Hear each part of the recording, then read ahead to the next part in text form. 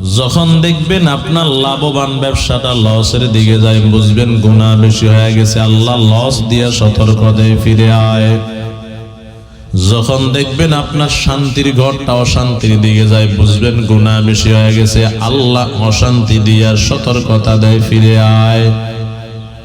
যখন দেখবেন আপনার ইজ্জত বেইজ্জতির দিকে যায়, বুঝবেন বেইজ্জতি দিয়ে আল্লাহ বান্দাকে সতর্কতা দেয়, বান্দা তুই ফিরে আয়।